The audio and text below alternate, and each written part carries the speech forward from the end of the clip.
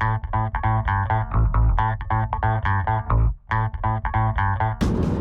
guys, it's Andrew from the Flyfisher in Melbourne and FlyStream magazine. On our way up to Gordon at the moment to visit Philip Weigall and chat to him about his new book, Flyfishing in North-east Victoria. Along the way we hope to do a bit of fishing, so it should be a good day out. I've fished this area for 40 years. I actually grew up on the Delatite River. It was the closest river to my home, and there was the Howker over the back and the Jamison a little further away. And I guess, as I say in the book, it was sort of love at first cast with the Delatite River in particular, and the Northeast in general. It really came together very nicely as I was writing it. I sort of cascaded down, I suppose, taking a sort of a big picture view to begin with, just describing the whole area, the weather, the nature of the fishing, and then going down another level to describe the overall catchments. There are 5 main ones, as you'll see in the book, and then finally going for a water by water description. I really think a book like this, it's important to have that balance. You've got to have that big picture context balanced against, you know, what's happened recently. So for example, the 2013 fire in the Ovens River catchment, now I couldn't just ignore that because it has had an impact on the river. So I've tried to talk about the impact that fire's had, but also put that fire in the context of the other natural disasters and events that have occurred over a period of decades and what the outcomes were. So there's been that sort of balancing act. Likewise, having a very high Lake Eildon, having a very high Dartmouth Dam. Now that's not something that's going to persist forever, but in the context of this book it's worth mentioning what the consequences of those high lakes are for the rivers that they affect. Right through the book you'll see that there are the best times to fish, which is like a more detailed précis, I suppose, for a given stream. I've often thought when I'm overseas or in a strange place how useful it would be to have some sort of a fast track to at least focus me on where I might go. So that's what this table's about. It's about trying to get that water by water, best times to visit context. Just another help when someone's wading through dozens and dozens and dozens of waters and trying to decide where to go. I think that's a bit of a shortcut for them.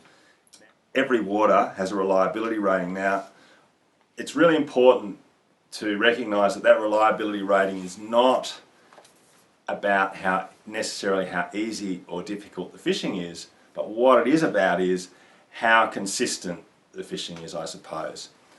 In season, during the best time to fish months that I've listed, how reliable is the fishing?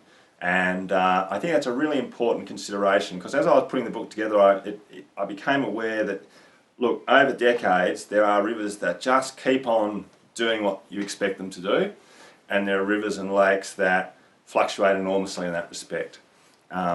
So I've tried to distinguish between those with the rating system of excellent, very good, good and fair. And again, I hope that helps people when they're making decisions about where to go under certain circumstances. One thing I find when I'm reading a guidebook, the thing I really value, knowing that I've got that Google Earth sort of Google Maps resource if I need it, is, if you like, a placer map, a map that gives me context, that shows me where the different rivers are in relation to towns and major roads and so forth. So that's the level that we decided to go for.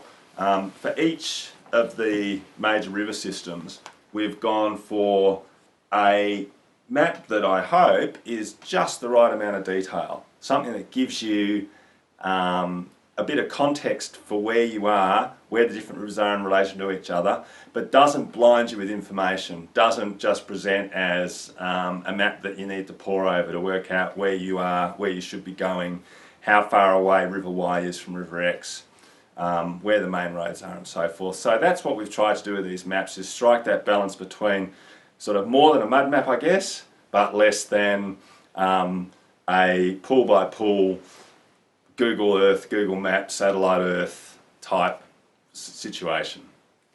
Unlike a book, which obviously you can't go producing every week, the FlyStream blog absolutely gives us the opportunity to put up real-time reports as to what's happening in lots of different places, and those places inevitably include the northeast.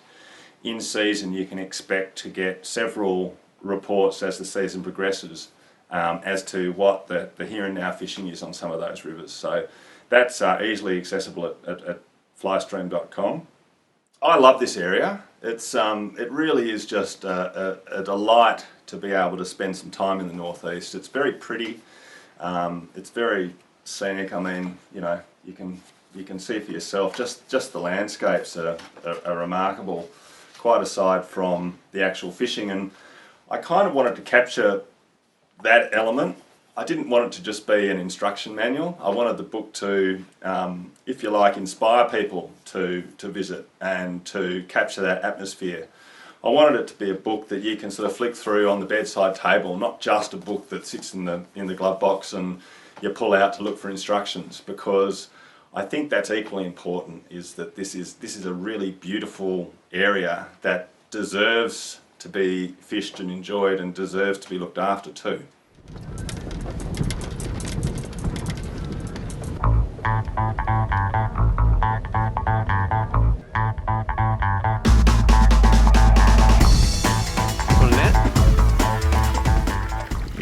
So would you call yourself a fly fishing expert or just an entomology expert? A master. Or would you? Or things.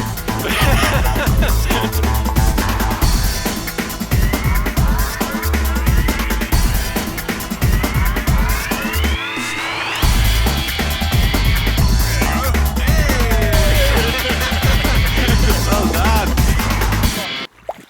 Oh, look at that. He's a colourful one, isn't he? Beauty. So tell me, how does this compare to a day at work, Petter? Oh, I'm feeling a lot better now. Yeah? Yeah. Is this good therapy or what? Oh yeah. Liam saw me last weekend and I wasn't a happy man. He called me up the next day. I was a bit concerned. Weren't you, Liam? Yeah. Thought something was. Good to see you smiling again, Petter. Yeah. Fishing and good friends. That's what it does to a man. Philip Weigall's new book, Flyfishing North-east Victoria, is available online at flystream.com and in-store at the Flyfisher Melbourne for only $29.95. Don't miss the book signing and Philip Weigall talking in-store at the Flyfisher Melbourne on Thursday the 23rd of October. For more information, go to theflyfisheronline.com.